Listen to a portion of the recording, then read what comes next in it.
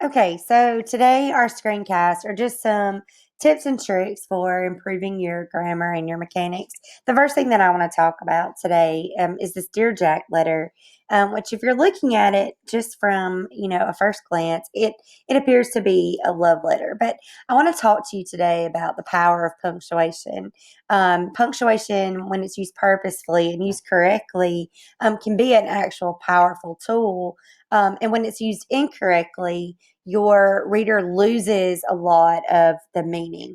I just wanted to show you how flexible the punctuation really is. So I'm just going to go in really quick and I'm going to add some punctuation to this sentence as a love letter. Dear Jack, I want a man who knows what love is all about. You are generous, kind, and thoughtful. People who are not like you admit to being useless and inferior.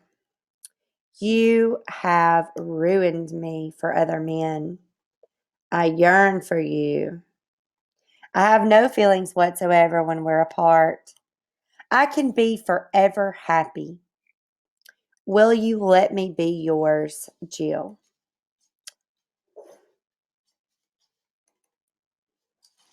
So, nice little love letter there from Jack to Jill. But just by shifting some things around, I can actually turn this very simply into a hate letter. Let me show you what I mean. Dear Jack, I want a man who knows what love is. All about you are generous, kind, and thoughtful people who are not like you. Admit to being useless and inferior.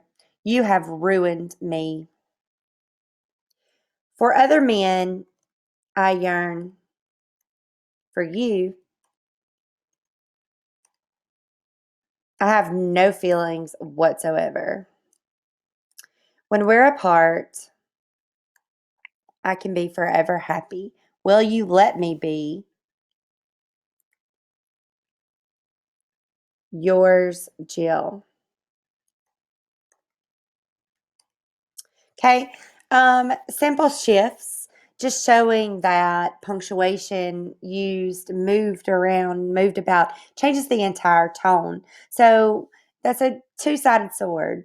You can use that to your advantage to help improve your style, to help to showcase your tone. But when you're using punctuation incorrectly, people can get the wrong idea from what you're writing. So you need to be very purposeful with your punctuation and use it for your advantage. Understand those comma rules and learn how to use punctuation powerfully and purposefully. I gave you also with this section, this new essay, a couple of sheets that I just kind of wanted to go over really quick. The first one is coordination patterns and subordination patterns. These are patterns for your sentences that you can start following to kind of help juice up the type of sentences that you're using. They're simple patterns. They're not um, so complex that you shouldn't be using these already. But this will just help you vary your pattern from being simple staccato sentences to more elaborate. Compound, complex sentences. The first three are for coordination. You use coordination when you use independent clauses. So I gave you three options. The first option is for a comma conjunction, a fanboy. The second one is for joining something together with a semicolon. And then the third option is for joining two independent clauses with a conjunctive adverb. So I gave you lists and the proper punctuation for like option number three. You have an independent clause followed by a semicolon, a conjunctive adverb like consequently, followed by a comma, and then your independent clause. Subordination is when you have sentences that have dependent clauses that cannot stand by themselves as sentences on their own.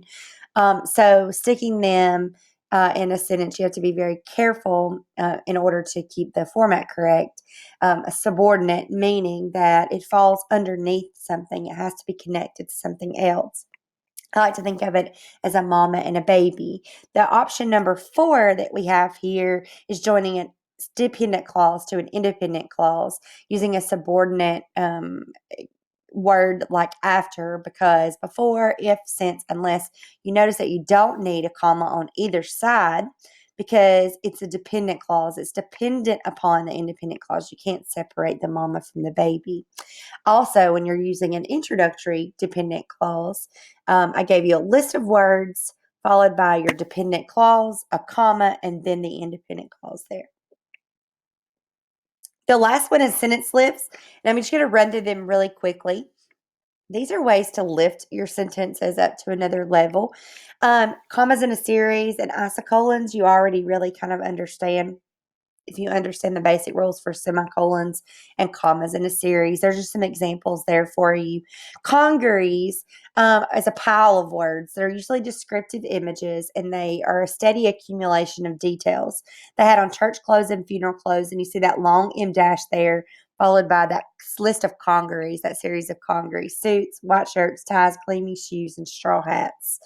Greb was infamous for his fouls, low blows, butting, holding and hitting, rubbing his laces against his opponent's eyes, routine thumbing. Those are congeries where you have a pile of descriptive images where it just steadily accumulates in details. Present and past participles are the ing form of a verb used as an adjective for present, and then the verb past tense form of a verb that fits into this slot. Often it was whatever, sung, ridden, written, studied, ignored. Those are set off with commas. They sometimes come at the beginning. They sometimes come at the end. You have to be very careful that you don't misplace those modifiers and stick them. You want to stick them as close to the noun that they are modifying. Suffering a bout of insomnia. I was stalking sleep. Suffering a bout of insomnia is a present participial phrase beginning with that ing form of a verb that's used as an adjective. I was suffering. Past, America was a land that was beginning all over again, dedicated to nothing much more complicated than the rather hazy belief that all men had equal rights. Dedicated being my past participle phrase that is acting as a modifier for America. Detached adjectives. Again, this is one that's kind of a little bit tricky, so you just got to kind of look out for it. You don't want to move it away from the noun that it modifies because then it becomes misplaced. It's an adjective that appears in a separate phrase set off by commas, detached from the word it modifies. Exultant, I. So I'm the exultant one. I called Tony at work. Appositives are nouns that rename a pronoun or any other noun in a sentence and is set off by a pair of commas or by a comma or a pair of commas. So a snappy dresser all his life is an appositive phrase modifying the pronoun he here. Occasionally, one of the children, usually a stocky teenager, but sometimes a much younger girl or boy. Those two appositive phrases, usually a stocky teenager and younger girl or boy, modifying one of the children that could be seen riding blue. Cumulative sentences are like freight trains. They have a main or essential clause at the beginning, followed by a string of modifying phrases trailing behind like cars on a train, separated with a comma. This is not really a series, although it is. It qualifies as a series, but these are clauses. They are modifying phrases or clauses that follow after. My hand works automatically. That's my main clause. Following the line of hair under his ears, down his neck, inside his forelegs, along his hot skin belly. They hold hands and whirl each other around and in and out, tapping like mad, their torsos upright and almost formal. It's a cumulative sentence.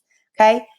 Try just to start including a new pattern each time that you write, repeating until you find yourself using these patterns comfortably in your own essays. Don't let that terminology intimidate you. Many good writers can't name those structures that they're using. Hopefully, this will help, and I will see you guys soon.